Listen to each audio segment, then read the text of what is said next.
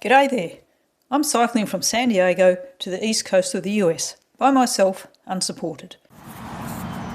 Well, good morning. Today's the 26th of August, 2025, I think. At least I've got the year right, and maybe the month.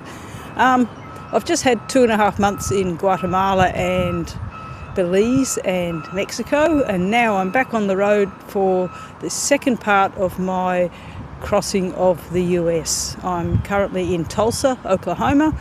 I've just had a couple of days with a lovely warm showers host by the name of Kathy, and heading east or northeast, and over the next few days I'll be heading to Joplin, and after that I'll be heading straight north to try and get onto the Katy Trail, which will take me due east. And yeah, on we go.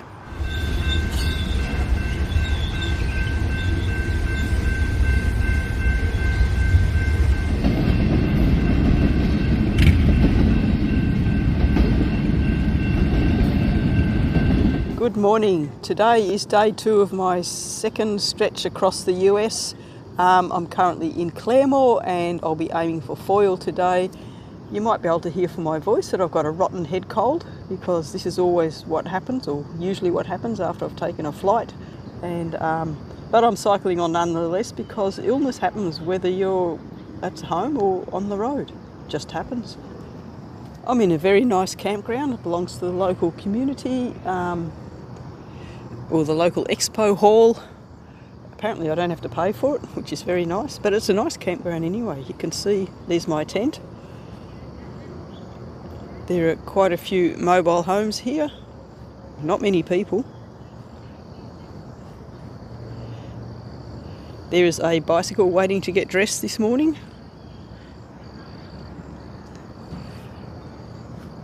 I've started to pack up, but life's a mess at the moment. And there's my tent fly, trying to dry it a little bit before I pack it away.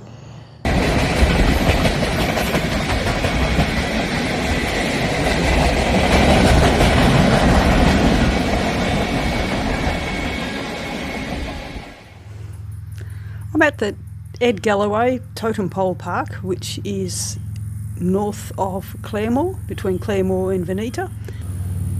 Ed Galloway, by the way, he was an arts teacher and retired in 1937 or thereabouts, and then spent the rest of his life building this totem pole park. And there's the totem pole, or the main big one. There's a couple of smaller ones, but there's the one main big one.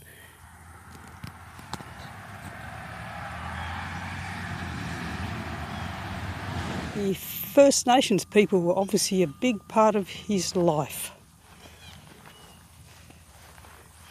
because their images and symbols are all over these totem poles. And totem poles, of course, are an Indian thing.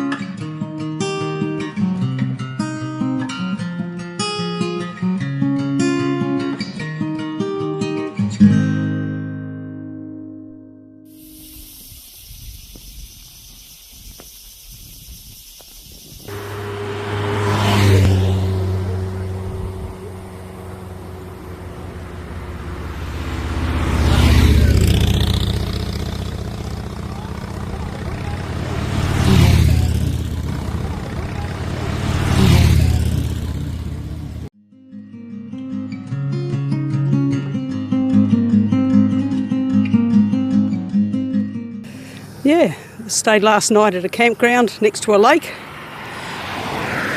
The campground was full, so I had to ride around until I found a family that was nice enough to adopt me for the night.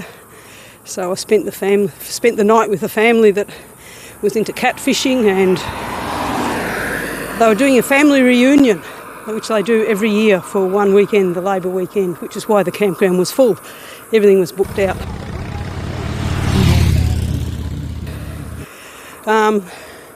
So every year they have a family reunion, and there's about 50 of them all gather there together and have a wonderful weekend together.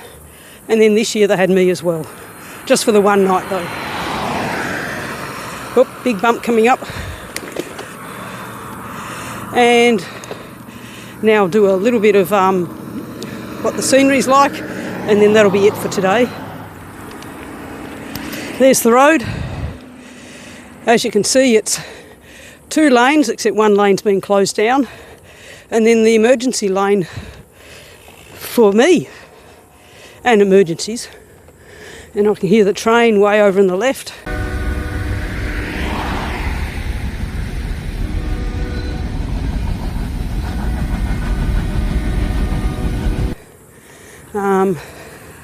There's a rumble strip between me and the road, so if any cars start to veer over onto the emergency lane, they're certainly going to know about it. And yeah, scenery, like I said before, very agricultural, green grass, cows, horses, saw a flock of geese, and quite a few dead animals on the road.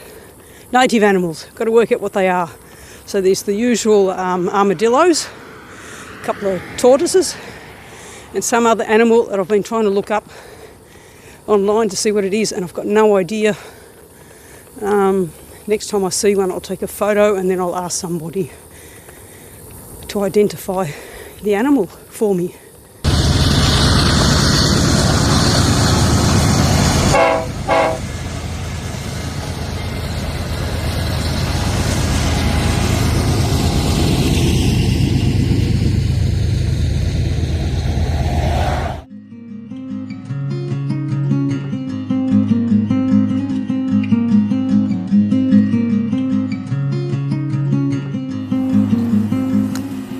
This trip so far has been nothing short of amazing, I have to say.